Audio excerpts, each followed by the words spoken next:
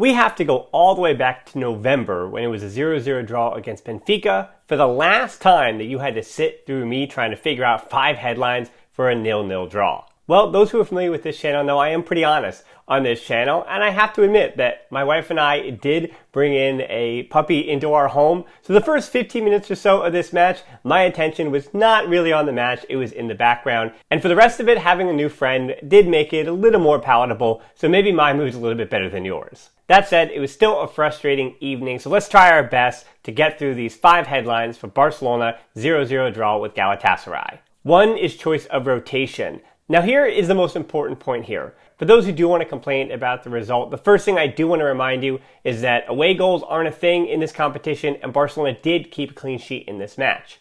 And for those, myself included, who argue that top 4 needs to be the priority, we don't really have a leg to stand on and can't get too bent out of shape when we see such a disappointing and just lethargic first half. Nico hasn't started for weeks, Memphis hasn't started in months due to his injury, and Eric Garcia hasn't even seen the field in a few weeks now. So there was heavy rotation, and we could see that Xavi clearly admitted that yes, the Europa League is the place that I'm going to rotate, and in the league, I'm going to go for every result. And for those listening to the podcast regularly, you know that I tend to agree with Xavi here, that in a knockout competition, anything can happen. So make sure you take care of business in the league, secure Champions League football on your own accord, on the road, at home, instead of just allowing a knockout competition and the fates to decide how you make the Champions League next season. The only downside about Xavi rotating so much and leaving this match still to be decided next week is that Barcelona have El Clasico just a few days after that. So it's going to be a lot tougher next week to go for both results. The only solace that we can take is that Barcelona, at least for some of the players, do have an international break. And while that's not really a great argument, because guys like Memphis and De Jong and probably Pedri, they're heading out with their national teams, I'm thinking in the locker room, Xavi's got more charisma than me, so maybe he'll do a better job selling it. I want to thank OneFootball for sponsoring this video. OneFootball is the app I use to keep myself up to date on all things FC Barcelona, everything I need to know, as well as check on every other team that Alemany could be scouting right now for a big summer transfer window. With a custom-tailored homepage, stay up to date with breaking news, live scores, and even transfer news. While on the go, you can check with matches in live time and watch videos afterwards. Use the link in the description for a free download of OneFootball on Android or iOS to put all of your football in one place. And you'll help out a tiny Barca channel too.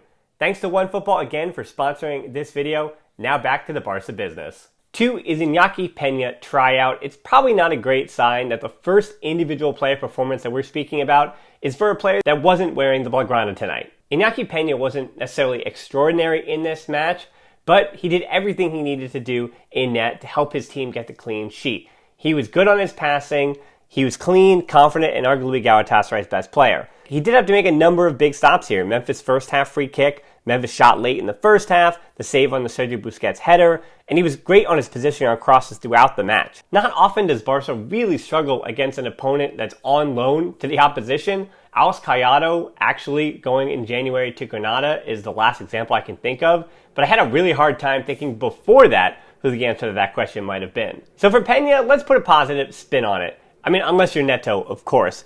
Because if Barca can find a taker for Neto for something between 10 and 15 million euros this summer, as in enough to pay for the Pablo Torre deal the club just made, they should do that in a heartbeat and let Pena return as the number 2 with Tenas the third. Just today's match might have been enough to convince the brass of Barcelona to let that be the plan moving forward. And that's not just favoritism for the La Masia kid coming from me. Barcelona would do well to save the wages on the backup goalkeeper position. And you'd hope that Pena is able to make a leap enough to make the competition for Ter Stegen at least a bit interesting, because Pena is closer and closer to entering his prime. 3 is that something is missing. It's a little too simple to say that finishing is what was missing today, but I'll say it, finishing is what was missing today. And not just Ferran Torres. Memphis, Adama, Dembele, and even that crucial miss by De Jong in the second half. Anybody could have decided this match on the end of their boot on that forward or midfield line. I mean, 68% possession, 15 total shots to 3, 4 on target to 1,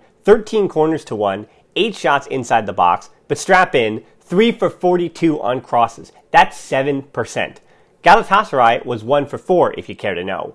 But more tangibly, I think there was an absence of chemistry between Ferran Torres and Memphis Depay. So much so that there was strong calls for Ferran to go out wide and Memphis to come through the middle, which is exactly what Xavi did for the second half. Memphis is Barca's leading scorer, and he works for his goals. But because Ferran scores his goals in the moments when he finds space, Ferran is either missing the final touch or he's not involved. While Memphis, you can see his function in every goal he's a part of. Their understanding of space makes that partnership tantalizing for sure, but that's only when chemistry is there, for which it is not yet there. And we'll have to see what happens moving forward. 4 is forget about the first half. I know it's hard to do, and it's easier to do because of the second half being the place where Barca should have won the match. But in that first half, due to the heavy rotation and all that other stuff, you did get the sense that Barcelona were the better team, and Galatasaray knew they were a better team, but Barca couldn't inflict their will on the opposition. They couldn't be, as I like to always say, inevitable with the result. Nico Gonzalez in particular had a rough 45, but it's not just on Nico. This is kind of a team thing. While he wasn't moving the ball quick enough, nobody was. It was a systemic failure today. The ball moved quicker in the second half, but when you add Piqué's ball playing over Araujo, Busquets' playmaking, thereby freeing up Frankie's forward runs, and Dembele's dynamism, of course the ball moved quicker. But even then, there was too much reliance on Adama crossing in from the right. And speaking of Araujo, the one time that he did go forward and really forward, Inaki takes it all the way down Barca's right side, got past Des, and De Jong thankfully was there in a nick of time. And it is funky seeing Araujo come out at halftime because we are reminded, as I saw him sitting on the bench behind Xavi, that he has turned down his first contract renewal, which, if reports are to be believed, Barcelona did go pretty low on that first offer with the assumption that they will eventually get to a reasonable number where he is paid closer to Ansu and Pedri and those that have renewed recently. 5 is punished for second gear, and in this fifth headline, you can kind of tell that I don't have too much more to add in this match, but Xavi did admit to you by putting on Busquets, Dembele, and Piqué that he kind of made a mistake and rotated a bit too much, even if he did get some rest for 2 of those veterans, and Dembele, who as we remember is still made of glass. With no Dani Alves, we saw the pairing of Adama and Dest, which didn't really do either player any favors. Dest hasn't truly figured out how to be useful against a low block next to Adama.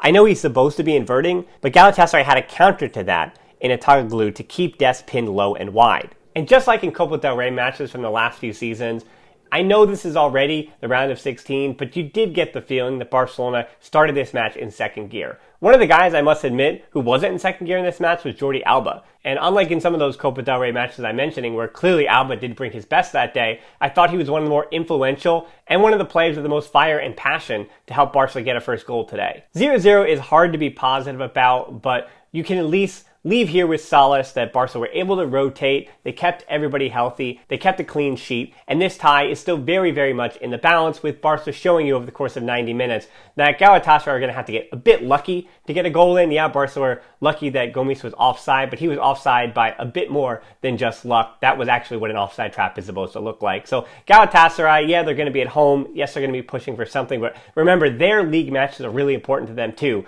because they sit in 12th place in the Turkish league. So they have a lot to work on in their domestic campaign, just as Barcelona do. So it'll come down to next Thursday, Galatasaray in Turkey, and then it's El Clasico the following day. That's the difficult point here, but it's been a while since Xavi's team had a rough one. Hopefully they can just get this out of their system and we move on from there. So hopefully Culés are treated to something better this weekend, taking on Osasuna at home. And in the meantime, we will have a podcast prior to that. So make sure you subscribe, tune into this channel to make sure you don't miss that video. And as always, until next time, Forza Barca.